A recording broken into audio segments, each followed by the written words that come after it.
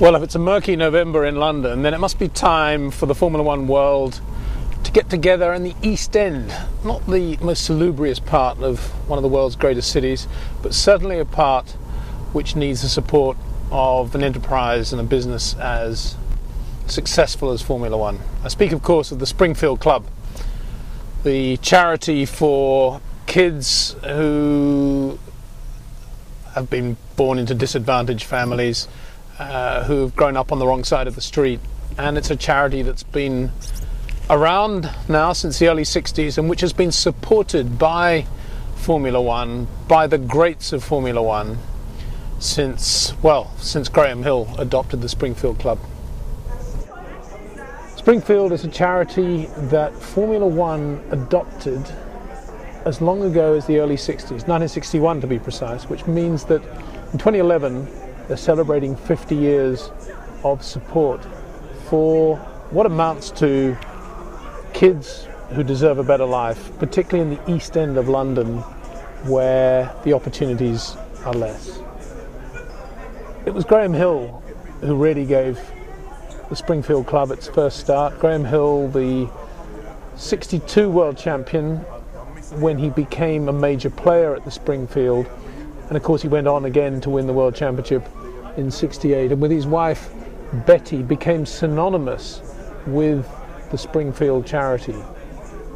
Another major player in those days was Anthony Marsh, perhaps the greatest of all circuit and television Formula One commentators. Anthony sadly no longer with us, but after him the building at the Springfield Club is now named. This year, to celebrate 50 years of Formula One support for this charity, they gathered in the cocktail area.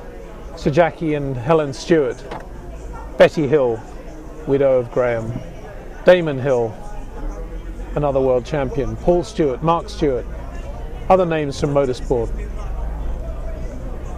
And of course it wasn't a glitzy, rich affair of the type that are known throughout the motor racing world. This was an earthy, get back to roots charity event. Mark Stewart's production company's made some very nice films over the last few years. Francois Sever, Sir Jackie, of course, Jim Clark, Graham Hill, and put together a very short promo to celebrate 50 years of the Springfield.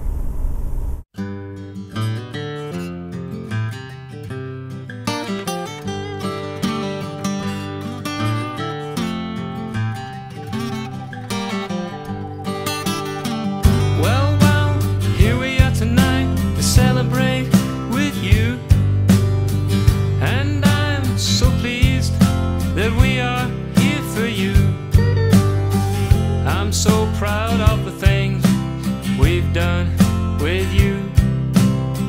Thank you all for coming here tonight. I know he's honored too. While we're here, let's take the time to recognize the magic that's got us here. So many souls that you have shown me, some good, some tough, but they all brought us here. In so many ways, we thank the good and the bad. If you fly with the rose, you'll be shot at. Well, I'm so pleased that we are here to party with you. So bring on the music, let's dance and sing. We love you so dearly, but please don't judge us tonight.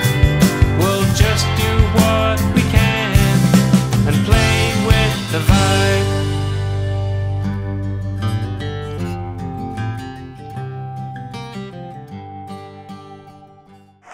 London's been plagued during the summer this year by riots, and in the popular press they all began in Hackney, a stone's throw from the Springfield Club. Sir Jackie made a good point as he celebrated 50 years of Formula One support of the charity, because not one member of that club was involved in any of the violence or the rioting that occurred in London's summer. And for that, a lot of the credit should go to the work put in behind the scenes by the workers at the Springfield Club. Some great names filled the backdrop to the presentation area. Jim Clark, world champion in 63 and 65. Graham Hill holding the trophy he won Watkins Glen, the US Grand Prix 1965 when he won there for BRM. Sir Jackie himself, of course, and James Hunt, the 76 world champion. They've all come to the Springfield Club, from James Hunt to Lewis Hamilton. One of the trophies presented on Monday night was the Tony Bryce Trophy in memory of that great British driver who sadly lost his life with Graham Hill in 75. It was an emotional evening, following very soon after the news of the passing of Sheridan Thinn, one of the original Williams directors and a friend and colleague of Anthony Marsh, and a great supporter too of the Springfield Club. Somber tones, but nonetheless lots of youth there too, looking forward to the future and to Formula One's endorsement. As I say, not much of the glitterati there, not much of the popular press, although it was interesting to see someone from ESPN Formula One there. In general, this was a low-key event. Low-key because it is what it is. It's an earthy boys club getting down to grassroots. Low-key because the Springfield Club gets down to grassroots. People get their hands dirty here. Real work is done. And so a wonderful evening drew to a close. It was not a Formula One event, but it was a great Formula One event. Wonderful people there, very worthwhile cause, tangible results you can touch and feel, and lots of continuity with the past, which I like. We don't have enough of that in Formula One.